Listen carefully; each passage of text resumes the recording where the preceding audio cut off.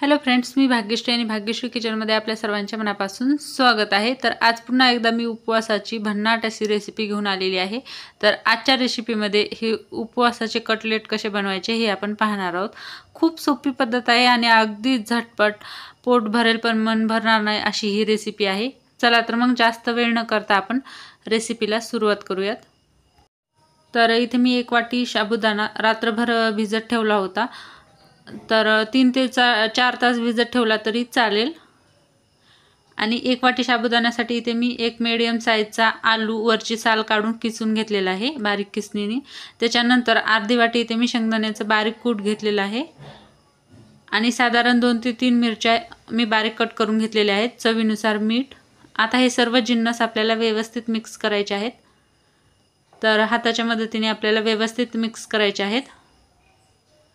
Extra आपल्याला पाणी बिलकुल लागणार नाही। जे आलूमध्ये पाणी असते त्याच्यामध्येच आपला हा डो तयार होणार आहे, कारण साबुदाणा पण व्यवस्थित आपला भिजला होता।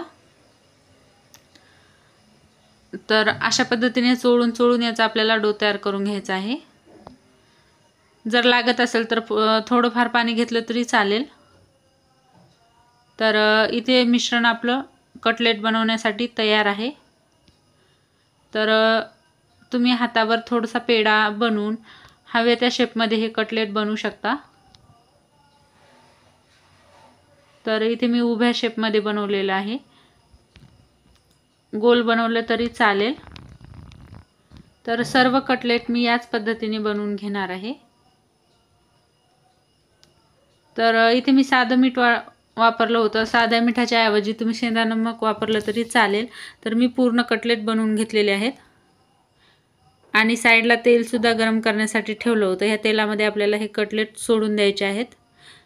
तर आमच्याकडे जिरं खात नाहीत म्हणून मी जिरे स्किप केलेले आहेत, कोथिंबीर जिरं। तुमच्याकडे जर खात असतील तर तुम्ही टाकले तरी चालतील। तर थोडंसं 2 मिनिट एक साईड झाल्यानंतर आपल्याला पलटून घ्यायचं आहे आणि आलट पलट करून पूर्ण दोन्ही साईडने आपल्याला खरपूस तळून घ्यायचे आहेत।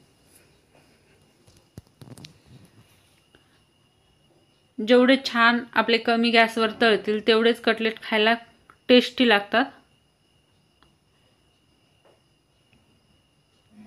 तर एक साइड तळून झालेले आहेत, पाहू शकता।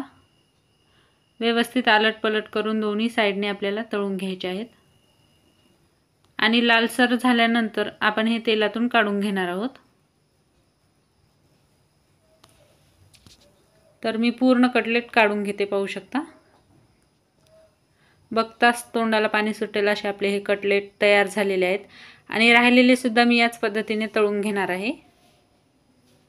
तर याच्यासोबत तुम्ही खोबऱ्याची चटणी किंवा शेंगदाण्याची चटणी जशी आपण उपवासासाठी बनवतो त्या पद्धतीची केली तरी चालेल, किंवा सॉस सोबत खाल्लं तरी खूपच भन्नाट लागते। पाहू शकता वरून कुरकुरीत आणि आतून मऊ असे आपले हे कटलेट तयार झालेले आहेत। तर मग फ्रेंड्स, तुम्हाला आजचा हा व्हिडिओ कसा वाटला नक्की मला कमेंट करून कळवा। आवडला असेल तर व्हिडिओला लाईक करा, चॅनलला सबस्क्राईब करा। लवकरच भेटूयात अशाच एका नवीन रेसिपीमध्ये। धन्यवाद।